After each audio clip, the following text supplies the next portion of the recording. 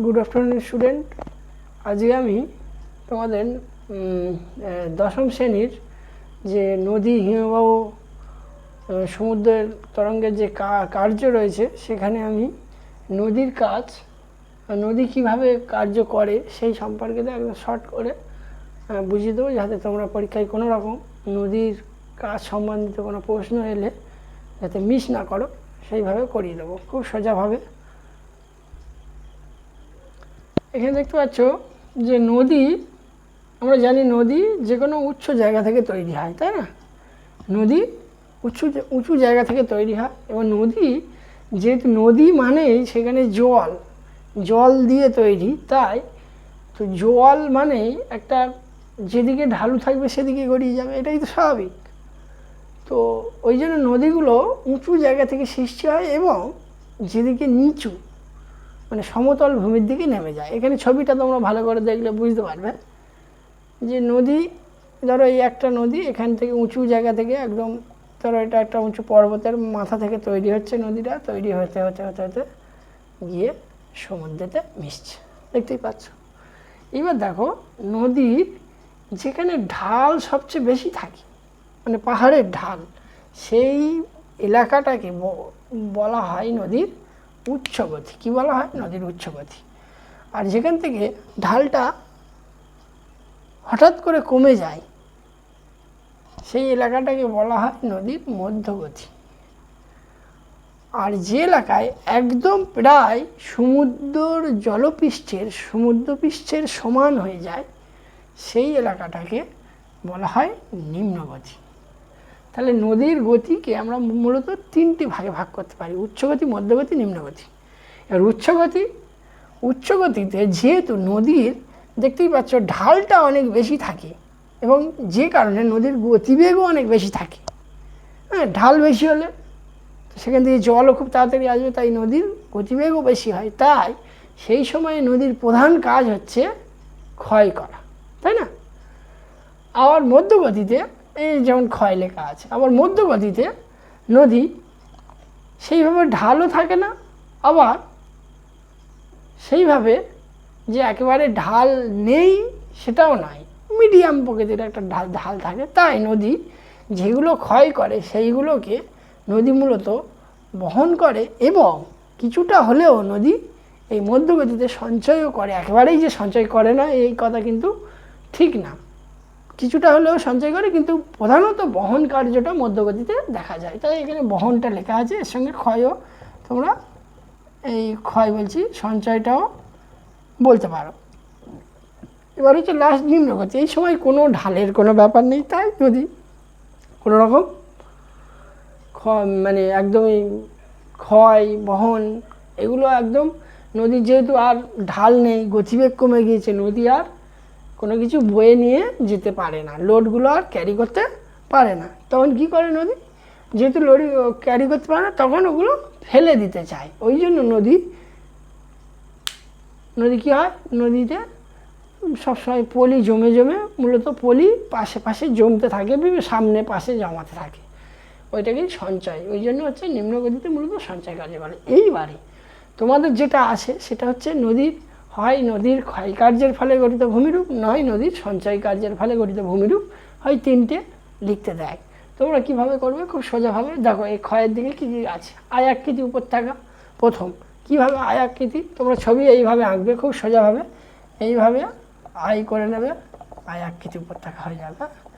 যে নদীর উচ্চগতিতে যে আয়ের ন্যায় যে উপত্যকা তৈরি করে তাকে আয়াকৃতি উপত্যকা বলে। তবে কি কারণে হয়? এই সময় নদীর নিম্নক্ষয়, যেহেতু গতিবেগটা অনেক বেশি থাকে, তাই নদীর নিম্নক্ষয়টা বেশি করে। হ্যাঁ, পার্শ্বক্ষয়ের তুলনায় নিম্নক্ষয় বহু গুণ বেশি করে, তাই নদী কেটে বসে যায়। অর্থাৎ কেটে বসে গেলে নদী কী হবে? নদী স্টিপ আয়াকৃতির রূপ নেয়, এরম আই শেপ নেয়, এরম আই শেপের মাঝখান দিয়ে জল আসে, এরম আই শেপ উপত্যকা তৈরি হয়। বোঝা গেল? তাহলে আয় হলো। পরবর্তীকালে আরেকটু নদী যখন, ধরো এরম জায়গায় আয় হলো, এরম জায়গায় আয়, তা আবার একটু এলে তখন আরেকটু ঢাল কমে যায়, তখন আয়টা পাশের দিকেও বাড়ে কিছুটা, মানে আয়ের এই পার্শ্বক্ষয়ও কিছুটা বেড়ে যায়, তখন আয়টা আস্তে আস্তে ভি আকৃতির রূপ নেয়। তোমরা ছবি এইভাবে আঁকবে, ভি আকৃতি উপত্যকা, বোঝা গেল? ভি আকৃতি, ভি আকৃতি, এর ভেতর দিয়ে জল আসবে, ভি আকৃতি উপত্যকা হয়ে গেল, আই ও ভি আকৃতি উপত্যকা। তারপর যদি এইবার ধরো যদি নদীর প্রবাহ পথে হঠাৎ কোনো কঠিন এবং কোমল শিলাস্তর পরস্পরের উপরে অবস্থান করলো, যেমন দেখো এরকম ছবিটা দেখো, এটা আমি মুছে দিলাম, ধরো এরকম,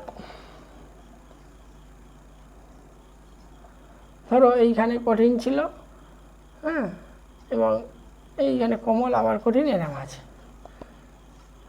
তাহলে এইগুলো নদী ক্ষয় পেয়েছে। এই ধরো এইটা পুরো কোমল ছিল, এইটা কঠিন শিলাস্তর,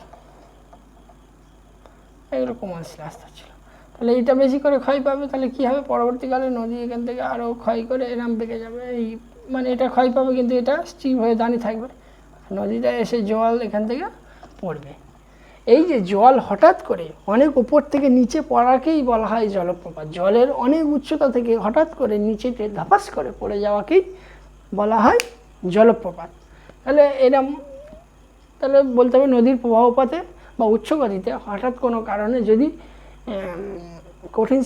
কোমল শিলাস্তরের উপর কঠিন শিলাস্তর অবস্থান করে, তখন কোমল শিলাস্তর অতিরিক্ত ক্ষয় পেলে তখন কিন্তু কঠিন শিলাস্তর ক্ষয় প্রতিরোধ করে দাঁড়িয়ে থাকে, তখন কঠিন শিলাস্তরের উপর থেকে নদীটি হঠাৎ করে নিচু জায়গায় নেমে আসে, এইটাকেই বলা হয় জলপ্রপাত। যেমন জলপ্রপাত মানে তোমরা ঝর্ণা ফান্নাগুলো, এইগুলো হচ্ছে জলপ্রপাত।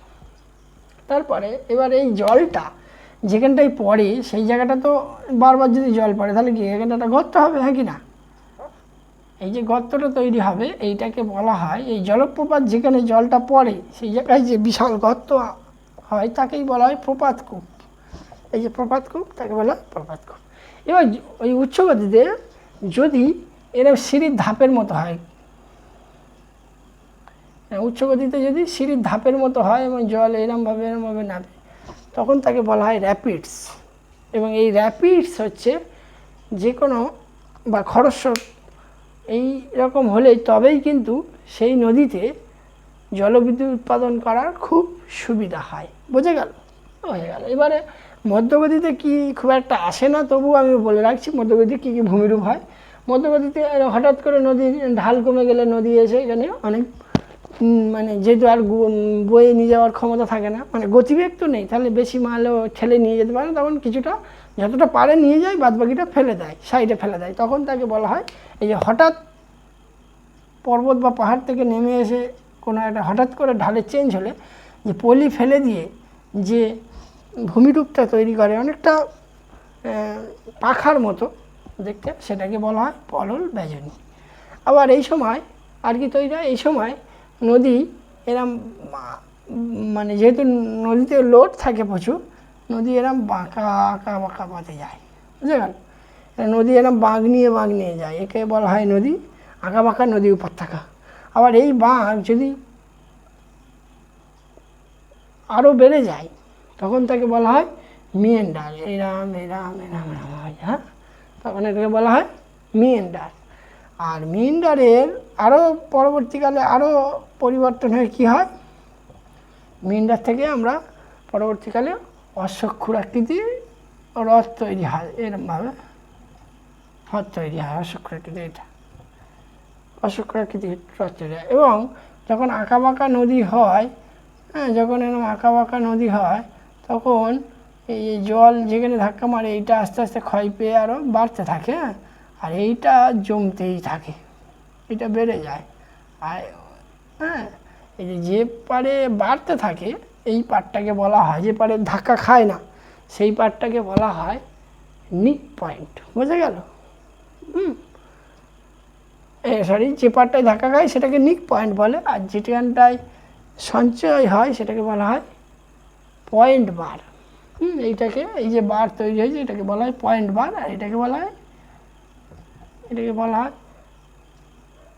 নিক পয়েন্ট। হয়ে গেল, তাহলে পয়েন্ট বার গেল। এবার মন্থকূপ, এই নদীর মধ্যগতিতে মূলত নদীর বক্ষে মানে নদীর নিচে অনেক সময় দেখা যায় এরম গর্ত দেখা যায়, এরম এরম গর্ত দেখা যায়, মানে ছোটো ছোটো গর্ত। এগুলোকে বলা হয় পটহোল বা মন্থকূপ, মানে জলের নিচে থাকবে। এগুলো কিন্তু কোনো সময় জলের উপরে আসবে না, সব জলের নিচে, কিন্তু অগভীর, বেশি গভীরে না, অগভীর নিচে। এই ওই পুরো মানে নদীর যে বক্ষটা হয় ওখানেই গর্তগুলো থাকে, যেমন গোল গোল গর্ত গর্ত থাকে। এগুলো হচ্ছে মন্থকূপ। এইবার লাস্ট যেটা সঞ্চয় কার্যের ফলে কী কী ভূমিরূপ হয়। সঞ্চয় কার্যই তো বুঝতেই পারছো, নদীর আর কোনো গতিবেগ থাকে না এই সময়। নদী এইবার হাঁপ ছেড়ে বাঁচতে চায়, মানে সমস্ত কিছু ফেলে দিতে চায়। কিন্তু এই সময় যেহেতু নদী বেশি পরিমাণে শুধু সঞ্চয় করতে থাকে, তাই নদীর বক্ষে আর জল রাখার মতো জায়গা থাকে না, সবটাই পলি ভরে যায়। তো সবটাই যদি পলি ভরে যায় তাহলে জলটা কোথায় রাখবে। এবার ওইরকম সময় বর্ষাকালে অতিরিক্ত জল তো আসবেই। তো বর্ষাকালে অতিরিক্ত জল এলে তখন ওই জল নদী উপচিয়ে, নদী রাখতে পারে না, নদী থেকে বাইরে পার্শ্ববর্তী এলাকাতে চলে যায়, তখন ওই বন্যা হয়। এবং ওই বন্যার থেকে, বন্যার সঙ্গে তো অনেক পলিও ভেসে চলে যায়। এবার ওই পলি যখন পার্শ্ববর্তী এলাকাতে জমে পরবর্তীকালে যে ভূমি তৈরি হয় তাকেই বলা হয় প্লাবন ভূমি। বোঝা গেল? প্লাবন ভূমি কি, যে বন্যার সঙ্গে যে পলিগুলো গিয়ে জমা হয় সেটাকে প্লাবন ভূমি বলে। এবার ওই প্লাবন ভূমির ওপর কিছুটা তুমি ভালো করে লক্ষ্য করে দেখলে দেখা যাবে যে নদীর কাছাকাছি প্লাবন ভূমির হাইটটা একটু বেশি, আর যত নদী উপত্যকা থেকে দূরে পার্শ্ববর্তী এলাকার দিকে চলে যাব তো দেখবো হাইটটা একটু কমে গিয়েছে। তো মনে হবে যেন একটা স্বাভাবিকভাবে একটা বাঁধ দেওয়া নদীর পাশ দিয়ে, মানে নদীর পাশটা উঁচু তারপর আবার ঢালু হয়ে গিয়েছে, মানে এরম ব্যাপারটা। এরম যদি দেখা যায় যে এরম এখানে নদী আছে, এইগুলোকে বলা হয় স্বাভাবিক বাঁধ, ন্যাচারাল লেভেল। হ্যাঁ,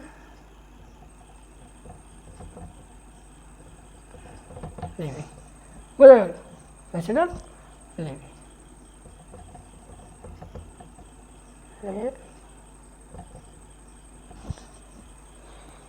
বোঝা গিয়েছে? প্লাবনভূমির স্বাভাবিক বাঁধ বললাম। এবং এই স্বাভাবিক বাঁধের পাশ থেকে যদি দেখা যায় একটা অনেক সময় অনেক নদী, এরা ওর স্বাভাবিক বাঁধের প্রায় সমান্তরালে অনেক নদী, হালকা নদী মানে ছোট নদী বইতেই থাকে অনেক দূর পর্যন্ত, খালের মতো। ওই নদীগুলোকে বলা হয় ইয়াজু নদী। এবং লাস্ট যখন সমুদ্রে, মানে যখন নদী মোহনাতে গিয়ে মেশে, তখন নদীর সমস্ত পলি ওই নোনা জলের সংস্পর্শে আসায় সমস্ত পলি ফেলে দেয়। এবং নদীপক্ষে শেপের যে ভূমিরূপ তৈরি করে তাকে বদ্বীপ বলি। যেমন আমাদের সুন্দরবন ডেল্টা রয়েছে পৃথিবীর সবচেয়ে বড় বদ্বীপ। তাহলে এই হলো মোটামুটি আজকের মতো। এরপরেও যদি কারোর কিছু জানার থাকে তাহলে কমেন্ট বক্সে অবশ্যই জানাতে পারো। Thank you.